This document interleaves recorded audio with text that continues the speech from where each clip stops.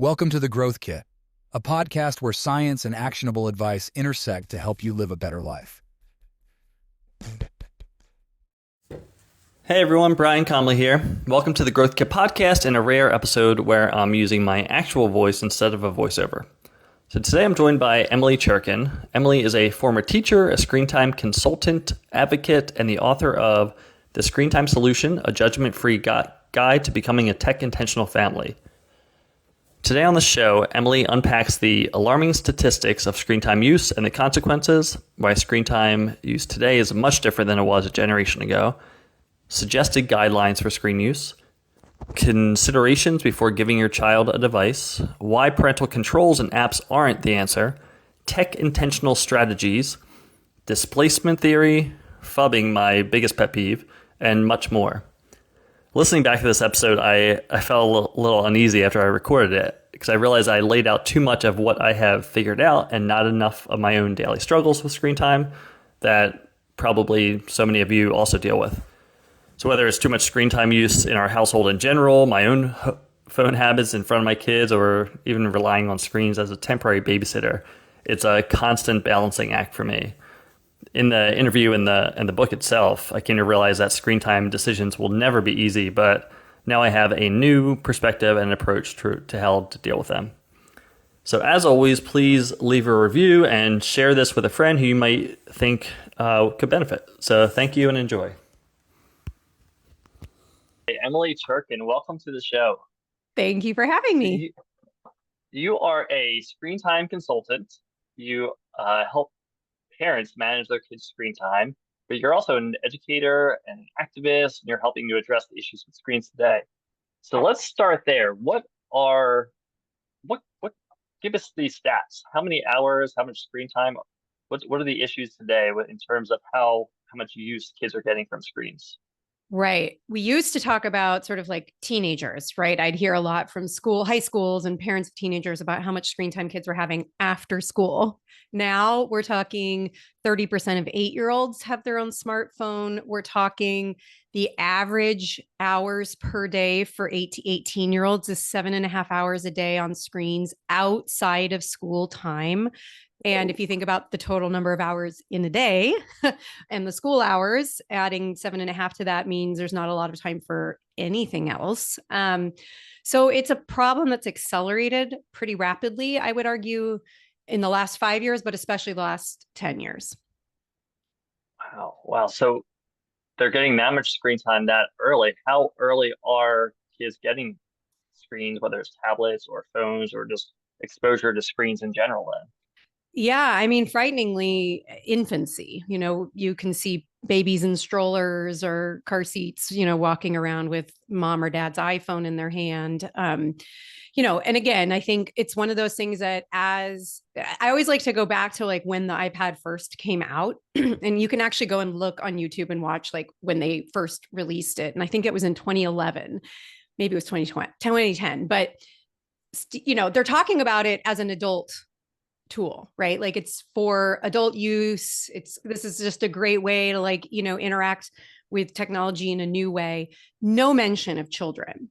And that was less than 15 years ago, right? And now what we see is just a huge shift in what is being offered to kids, whether it's the, quote unquote, educational apps or games, the rubber pads that you put around an iPad so that when you hand it to your toddler, they don't break it. None of that existed when it first came out. And that wasn't the original intent. So I even gave it as a gift to my husband, right? Like that, we had little kids at the time and that was for him, not for them.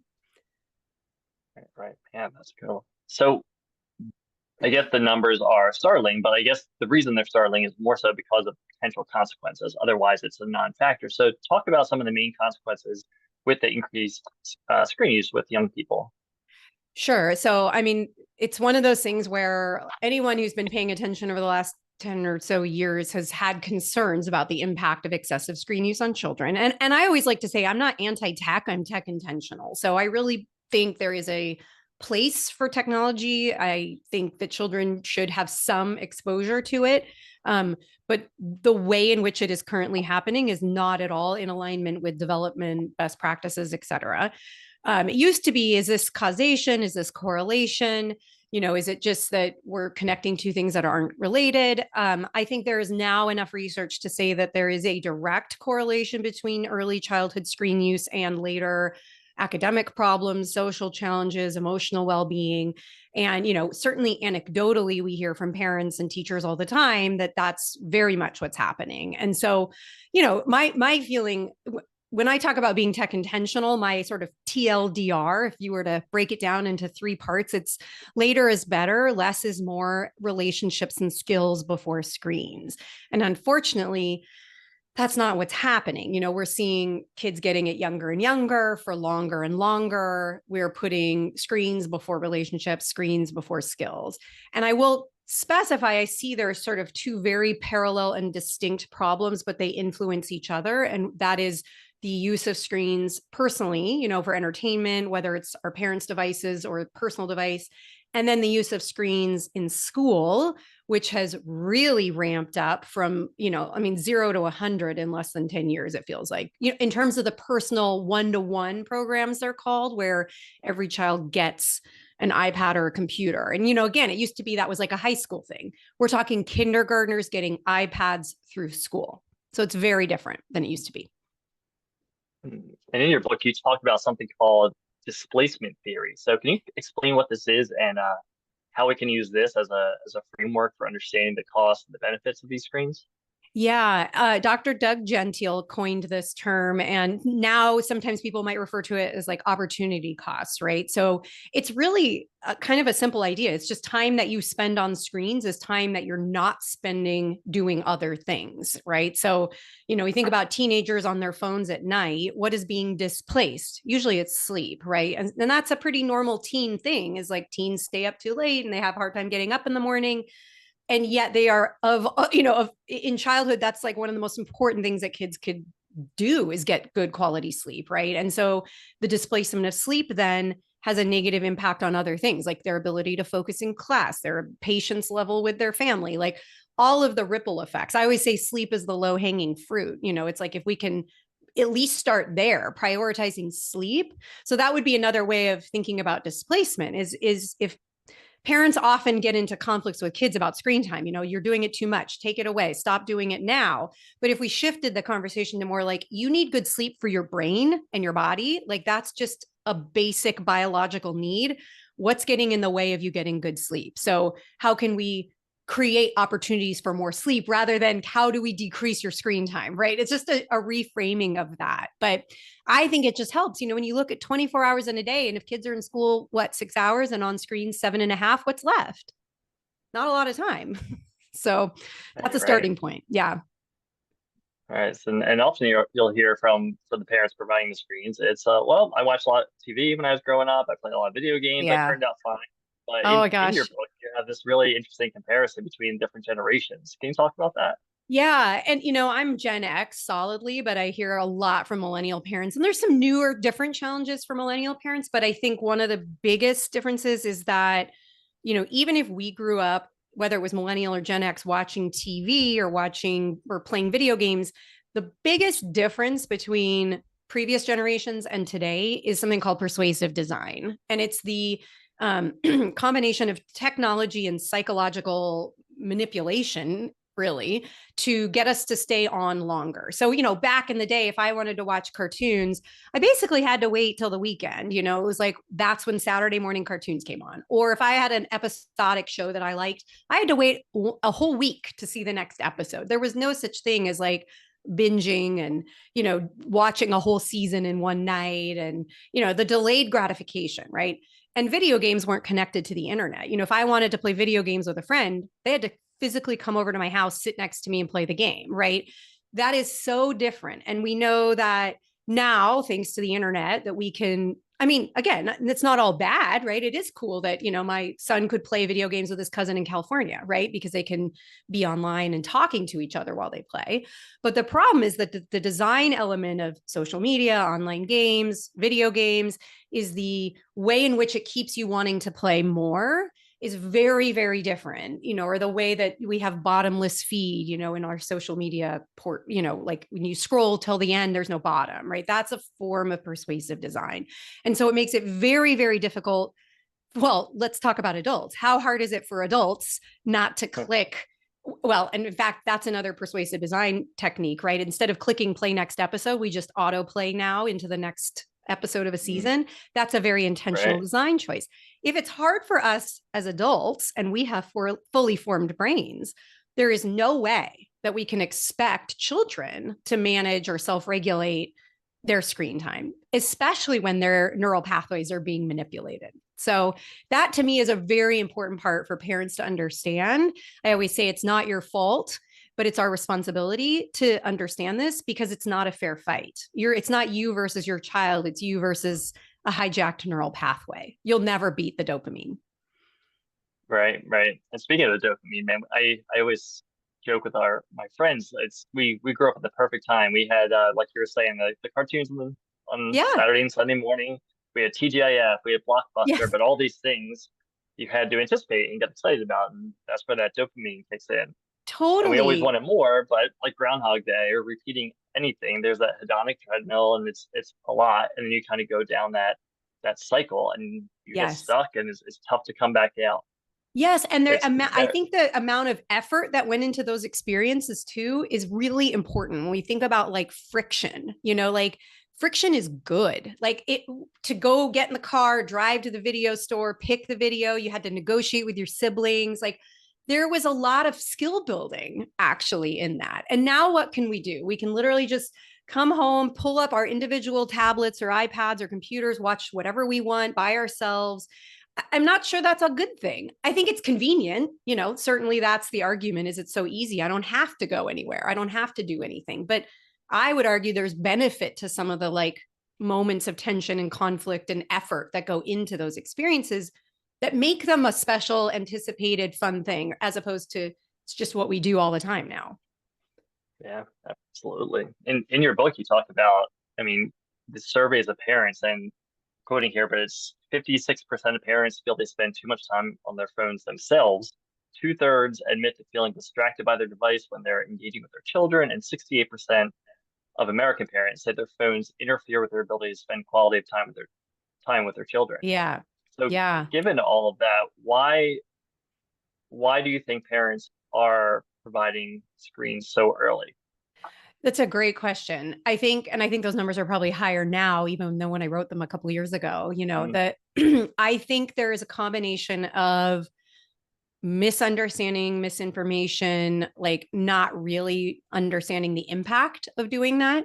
I think there is a huge cultural pressure. I think there's a lot of this feeling of like, well, everyone else is doing it, so I don't want my kid to be left out. I also think parents feel guilty about their own screen use. Like they're aware that it's kind of hypocritical of me to be like, no, you can't have a phone, but I'm on my phone all the time. And sadly, I think at the end of the day, the kids are the ones who are most negatively impacted by that. And so it does require some, humility on behalf of parents to be like, well, just because I can, or just because everybody else is doing it, doesn't mean that's actually what's best for kids, and I'm careful to be, I hold parents, again, parents have a responsibility here. I also really want to make a point that the technology companies go to great lengths to make you as a parent feel inadequate, or like it's your fault that you're not successfully, parenting in the digital age. And, to understand that FOMO, that fear of missing out, is a very developmentally normal experience for children, especially those middle school years. It's like, well, if everybody else has got that same cool pair of sneakers, you want that. That's not new, that feeling. But a pair of shoes is very different than a Snapchat account. It's like, it's easier to say no to the shoes. And you could say no to the shoes, and I guess your kid could go and try and buy them with their own money or steal them or something, but you'd notice it, right? Whereas like Snapchat, you could say no to, but they're going to download it anyway, or they're going to look at it on a friend's phone, or they're going to get it on their school computer. So it's like, it's a very different way of parenting, and it makes it much harder, I think. Yeah.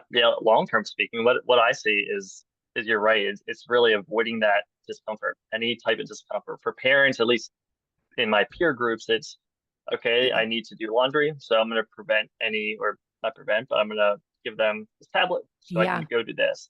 If I know a tantrum's coming, all right, here's the tablet. Let's prevent this. There's a long car ride. You're going to get bored. Here's the tablet. But for Yeah. ourselves too, when's the last time anyone was actually like truly bored? As, Yes. as soon as you get like the inkling that you're going to be bored, all right, Yeah. let me go to Snapchat. Let me Yeah. go to Instagram, TikTok. All right, you avoid that discomfort and Exactly. short-term gain, great, but Yep. long-term issues and dependence are incredibly apparent. And then, okay, that happened, but reversing that becomes infinitely more difficult. Exactly. And I think we're seeing that come in the form of the mental health crisis among young people, that a lot of and I want to be clear, it's not just technology, it's not just social media. That is a huge part of it. But when you look at sort of how young people have been parented too over the last generation or two, um, we've sort of gone from this like helicopter parent where you swoop in and rescue your kid to lawnmower parent, which is this like you go ahead of your child and mow away these obstacles so they don't experience adversity or struggle.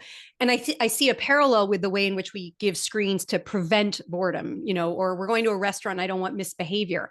But actually, by doing that, we are taking away opportunities where kids would learn the skills of coping with boredom, or what does it mean to behave in public, or how do you interact with grandma when you go to visit, or what do you do in a car ride without a screen? I mean, those are actually skills.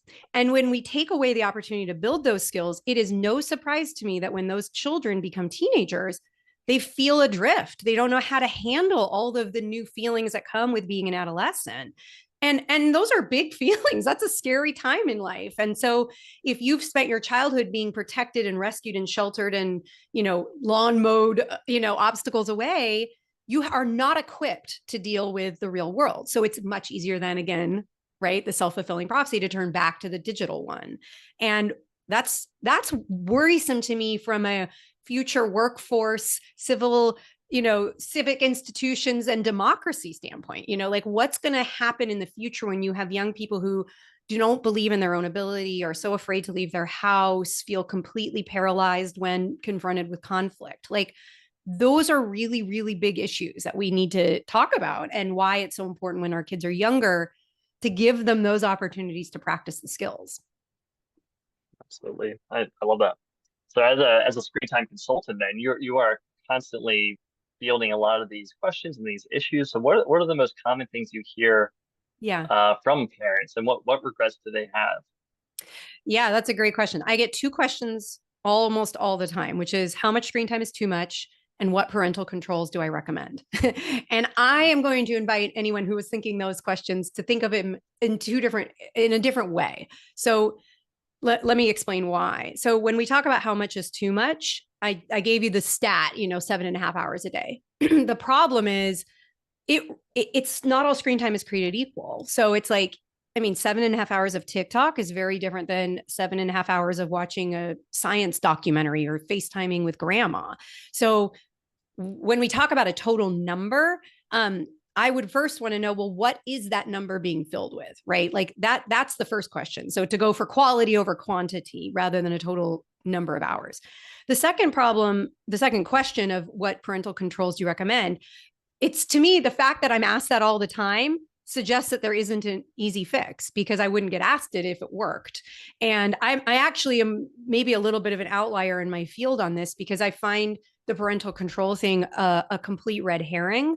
I think content moderation isn't going to solve the problem. I think parental controls are using technology to solve a problem technology created. I think a lot of times parents feel this, well, if I just have this app or this thing, I can just check that box and I'm good. I'm good to go. My kid's safe. And I will tell you that every single parent I've talked to who hires me as a coach, or, whether I'm going to schools to talk, has a workaround story. I had this and my kid found that, or I did that and my kid still did this. So the two questions I would encourage parents to ask instead are, do I actually know what my child's doing online?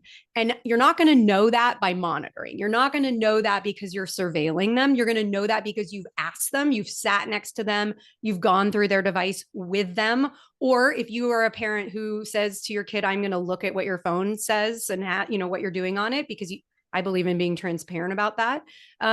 You have a really good idea. And kids are super savvy. They're going to sneak things. They're going to find workarounds. Like you might block all the apps you don't want them to have. Pinterest is a backdoor to TikTok, right? Like if your kid has Pinterest, they're watching TikTok videos. It's like we cannot be fooled by this idea that like, oh, we just block it and I call it digital whack-a-mole, right? You think you've blocked one thing, it's just going to pop up somewhere else. And then the second question is, and it's related to the first question, is do you have a good relationship with your kid? In order to know what they're doing online, you have to have a good relationship with them. And if your relationship, and I hear this from so many parents, is just completely fraught and full of tension because of screen time, that is the long-term protective part of this that is so important. I would do whatever it takes to repair the relationship before you even address the screen time. And I talk about this in the book a bit about going backward to go forward, because sometimes it might mean you have to sit with your kid and play Minecraft with them, even if you hate Minecraft, or, if you have to ask them about like, tell me about these YouTubers that you like to follow, and you actually go and watch some of those videos. Like, you have to understand that in order to talk to them about why it's not in alignment with your values or why it's not good for kids. But you can't just come at it with, this is bad, stupid, wrong, I'm going to ban it. That's you're driving them underground to go sneak it elsewhere, because they will, and again, it's that dopamine. It's so hard to resist that. We can't be shocked when they do. Right, right. And all this is, well, not leading to, but the peak of this is addiction. Yes. And beyond just like the relationship conflict with the parent and child, it's the relationship with the person and their device or devices. And you've highlighted this anecdotal experience of this, I think it's a teenage boy who was so addicted that he put his phone into a plastic bag so he could use it in the shower. Yes. Like that is yes. a golden behind story of addiction. But what are some of the other signs and symptoms of addiction and just problematic use in general? Yeah. And again, I always clarify I'm not a licensed mental health professional, so I can't diagnose and treat. I have in my book a list of the problematic use metrics. And it is just, it's kind of obvious in terms of, is it impacting the quality of your life? Is it impacting the relationships you have? Is it something that you're spending time in at the expense of everything else? Right. So those are the sort of red flags where it's not just sometimes, it's kind of interesting because I feel like I end up getting parents who are on both extremes, the ones who've just like the kids are so addicted and embedded in, like the screen time is so deeply entrenched. I wish those parents reached out more. And then I get parents who are like worried about what's coming, and they're so terrified because they've heard all these horror stories that they're afraid that their kid can't even look at a phone or they're going to like become addicted. And it's almost like I need to just sort of have them meet each other in the middle, because again, it's like, right. I don't think either end of that is necessarily a long-term solution that's sustainable. There are some parents I wish cared a lot more, and there's some parents I wish cared about a slightly different version of it, right? Like going into it with fear is also not healthy, right? So it's that. And again, I think the other thing I would add is like every child is different, even within the same family. I've worked with so many families with multiple siblings, and one kid's fine. One kid can handle it. One kid can have some social media accounts or play video games and just not be affected. But the other kid is completely derailed by it, right? And so it's like, that's why, again, it's not a one size fits all response. It becomes so much about how well do you know what they're doing online? What kind of a relationship do you have with them? And what are those protective factors? And again, the relationship piece is huge. Right, right. Yeah, right now my kids are 5 and almost 3 years old. So I'm at the very, very forefront of that. But I think I fall on that one end of the spectrum where I'm just kind of fearful of that segment for the smartphone and that piece where it's, I don't know, it's less of it's going to hurt our relationship, or maybe I'm scared of just what's going to happen to my kids. But fortunately, right. my wife being a psychologist and me being, I guess, just well read on the topic, we have a good system in place and good relationship of what we do. And we have one screen, we have one TV in the house, and we don't do any work in front of the kids. Our phones go away when we walk in the house, and kids don't even know, like, literally how to use our phone or passwords or anything like that. But I can see that so many issues when the parents do not have a cohesive game plan, philosophy, ground rules, core values for that type of thing. And Yeah. in reading your book, you listed out all these core values, and I went through and I highlighted which ones really appeal to me. And Awesome. I talked to my wife about it, and they appeal to her. So we're fortunate in that respect. But in terms of parents who may not be on the same page, what are some recommendations you might have? Yeah, that's a great point because I get a lot of parents who are like, well, I feel this way, but I have a spouse who thinks differently or isn't as worried as I am. Again, I think the key is finding common ground. I always talk about 80-20, right? Like 80% of the time, we're parenting within our values, we're saying the things we want to say, we're going to mess up. And that's okay. In fact, that's even healthy for our kids to see. And you know what you're talking about too, about where the phones go and you don't work in front of your kids and you have one TV. That's intentional, and I talk a lot about this tech intentionality. And a big part of that is modeling what we do as parents. You want to know what your kids are going to grow up and do with their phones. It's what you're doing with your phone. So are you taking your phone in your room at night? It's like when they're little, they may not notice, but I'll tell you when they're 13 and they're like, well, that's not fair. You've had your phone in your room for the last 10 years. Why do I have to put my phone in the kitchen? So, like, that to me is a super easy starting point. Phones out of the bedroom. The other thing is, again, this is a real nuanced thing I've been thinking about a lot, which is that there's a difference between internet connected screen time and non-internet connected screen time. And we often don't think of them as separate things anymore because it's so interconnected. But I actually think family movies or, family TV shows that are developmentally appropriate, right, for different ages can be a wonderful way to spend time together. And if you're doing it like on an old school DVD or even on a, where you've purchased the video online, right? Like it's something more intentional, can be a great way of sharing a screen-based experience. I know families that do video games together too. But if you're also in a position where like a young child wants to play on a phone or an iPad, again, finding the longer form content, the slower paced content, the non algorithmically driven, like little kids on YouTube, not good because the algorithm feeds you so quickly. And I think may have written about this in the book, but like my own son, when he was 4, loved trains and Legos, like many 4-year-olds. And he wanted to watch Lego train videos. And so we pulled it up on YouTube. We were sitting with him doing this. And he's 16 now. So this is over 10 years ago. And the Lego trains are circling the track. And he's like, yeah, that's so cute, so cool. And he's like, I want to see them crash. So then, of course, he wanted to see the Lego trains crash. So we typed in Lego train crash. And then the next video that popped up just dropped the word Lego. So we see a giant train in the real world crashing, which is a very shocking difference. And all it did was it just dropped the word Lego and fed us this other content based on our previous search. Again, this is 10 plus years ago. So the algorithm is only better, sharper, faster, stronger now. And so that was an aha moment to me of like how quickly something can go from cute and innocent to really terrifying. And that happens all the time for children online today. And it does happen at school. I mean, I think that's the other part of this is like parents assume because kids are on devices at school that it's safe, they're locked down, they're protected. I would say as long as they're connected to the internet, they won't be. And it doesn't matter if you have the best IT guy in the country. It's just not possible. It is not possible to block everything. And kids find the workarounds. So, I would love to see more intentional tech use at school. For the time being, what I'm advocating to parents, especially of younger, under 5th grade, even under 8th grade, is to refuse the school tech. That's a little bit of my troublemaking that I'm advocating for. Say no. There is no developmental benefit. There is no research that isn't industry funded that says a kindergartner needs an iPad to learn.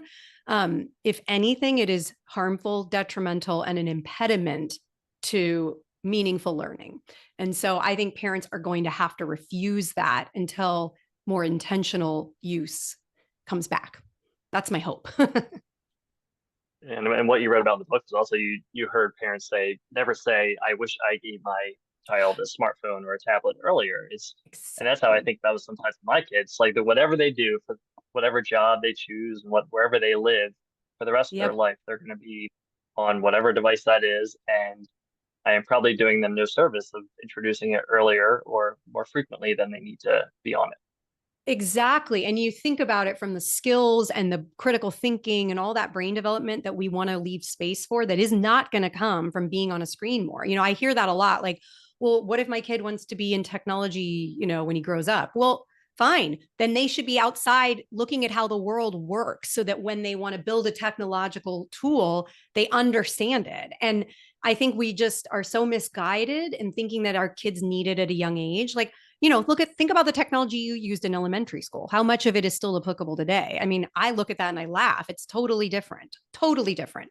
And if anything, the upside of all the technology we have now is that it's super easy to use, intuitive, user friendly, so easy. So children can thrive without it. And then when they get introduced to it, they're not going to take long to learn it. Right. And I think that's an important thing for us to remember.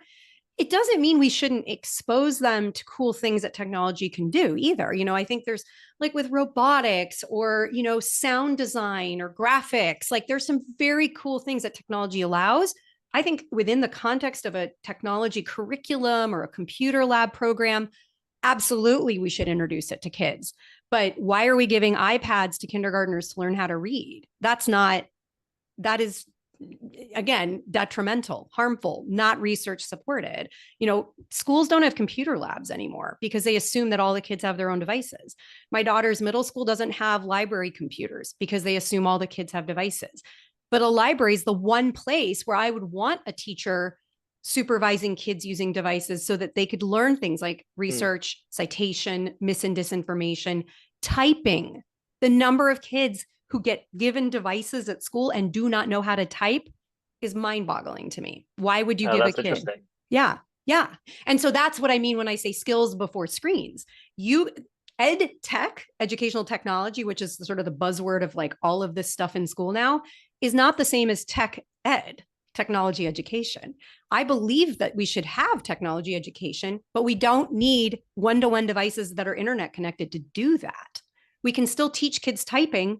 You can use a typewriter to teach typing. You don't have to do it on an internet connected computer. You can teach how to do good research, how to do citations from a book on a piece of paper. You don't need the internet to do that. And so none of that is what's currently happening. I mean, that's kind of what I see as the madness of ed tech. It's all or nothing right now. And I want there to be a middle path.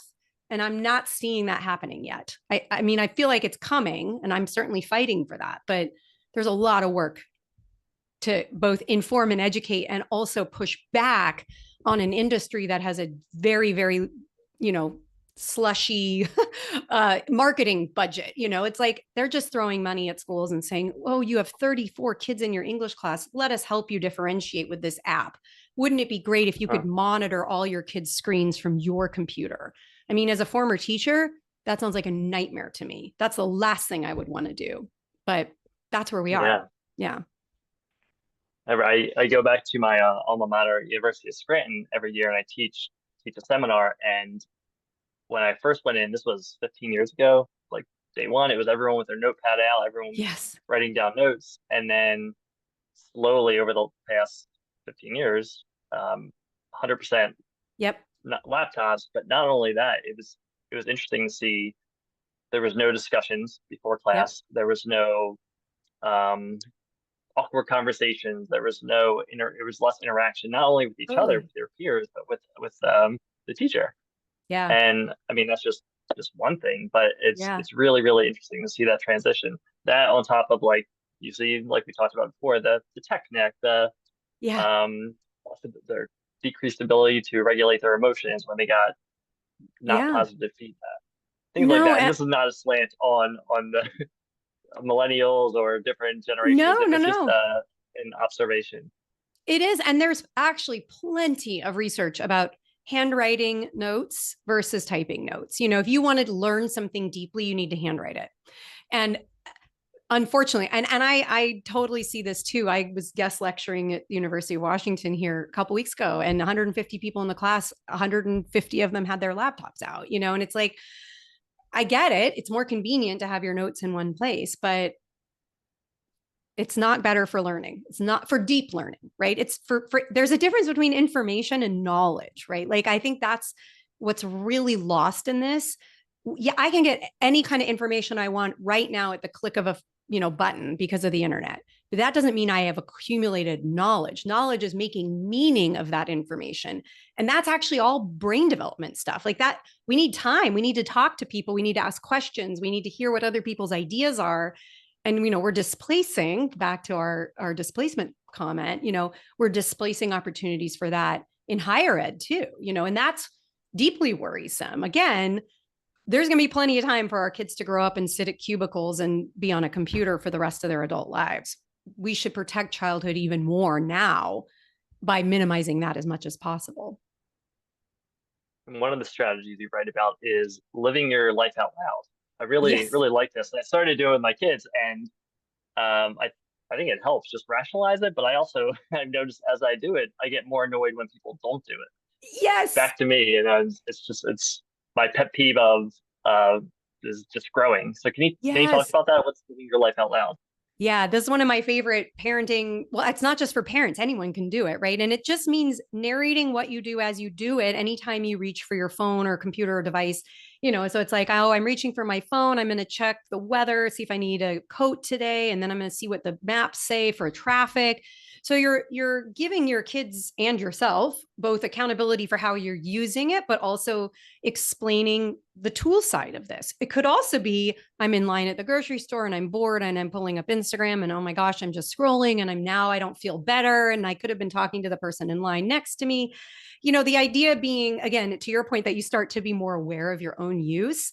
And my husband did this too. And he said he came home and he's like, now no one else is doing it. And it feels so weird because I'm like, why are you all just looking at your phone and not saying what you're doing? Live your life out loud. So I would love to see that spreading, right? That adults are taking that awareness and bringing it to, again, just to say out loud. It's a little bit like, if you write down what you eat, you pay more attention to what you eat. So I think of it as like, that's the starting point. We just bring awareness to how we're using it, how often we reach for it, the reasons we're reaching for it. Plus, for our children, like all they see is the back of the device. We could be writing our dissertation or scrolling through TikTok. They have no idea what we're doing on there. And if we can start to help show them that I always say that this is a Swiss Army knife, not a switchblade, right? It's like a multi-tool. That will help them understand as they get older that we use it for different reasons at different times, and it makes us feel different ways. I think that's actually really, really important, especially because we know they're going to be exposed to it. Yeah. The other thing is social etiquette. If someone is having a conversation with you and their watch buzzes and they look at it, what they're Yep. looking at, that notification is immediately more important than that conversation. Whatever words or Yes. eye Yes. contact was being shared. And I heard someone say either give 100% or 0%. So I've Yes. started to do that as well, where, okay, I will live my life out loud. I'm sorry that this occurred. Blah, blah, Exactly. blah, rationalizing it. But if I need to take it, that call or Yeah. whatever that is, you step away. I'm sorry, right now Yeah. this is more important. I promise you I'll come back. Yeah, I've started doing exactly. that to my kids too, instead of just like being Great. right in front of them and not paying attention when I need Yeah. to do something. It's okay. This is really helping me bring this to the forefront. Yes, that's exactly it. Actually, it was my husband who was like, the problem with texting, if you're talking to your kid and your phone pings and you look down, which is called phubbing, right? Phone plus snubbing, that the problem is what we're doing is we're giving someone who's not even in the room the power to interrupt us.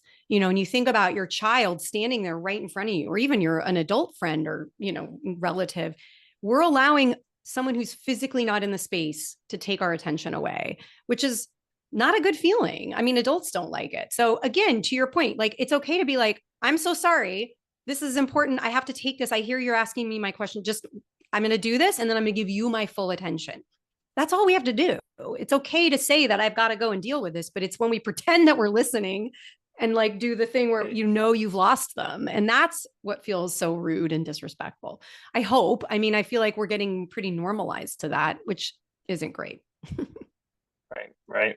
Yeah. So for the parents who have kids who are just they're in it, they're towards Yep. that dependence side of it. What are some of the what are tips? What are tips you have for those types of situations? Yeah. And I hear a lot from these parents. I think, again, starting with our own use of phones is a powerful starting point because we can say to our kids, hey, this is impacting us. It's impacting our relationship. It's impacting my life. And so I am going to start to pay attention. I'm going to live my life out loud. I'm moving my phone from my bedroom into the kitchen. I've been making choices that I think are not great for me. I would also like to talk to you about them. What do you notice? I always talk about replacing judgment with curiosity. I think especially teenagers feel judged and criticized all the time, right? That's their defenses are up immediately. If we can approach it with a genuine sense of curiosity and leave the judgment out, that's a starting point. So like I said, tell me about why you like this YouTuber, or, what is it that you spend most of your time doing on your phone? Like, how do you feel when you're done? What is it that you enjoy about it? Try to approach it with a neutral lens at first. And then think of it as side by side parenting instead of, head to head, right? Like, because it's so easy to be combative with our kids, especially our teenagers. It's like, how can I help you? How can I support you in reaching your goals? Like, if they have life goals or college goals or sports goals, like, what are the things that are important to them? How can I help you reach those? And how does your choices, whether that's sleep or diet or phones or, whatever, interfere with that? Because I want to help you find success in the future. I want to help you feel good about your life. How can I help you? Now, it's hard. I'm not going to lie, like, especially with the teenagers who are so deeply embedded. But I will tell you this, like, I was just talking to a 14-year-old the other day, a friend of my child's, and she's like, honestly, I wish smartphones had never been invented. I would be so much happier if no one had them. And I hear this over and over again. And, there is research too that, like, kids will say, I don't want to give up my phone unless everyone else does. And that's that collective action piece, that it's like, that's why I think sometimes parents have to buck the trend and say, no, we're not doing this, because it's going to give other parents courage to say no too. And then maybe other kids to start, right? Again, I hope that pendulum will swing back.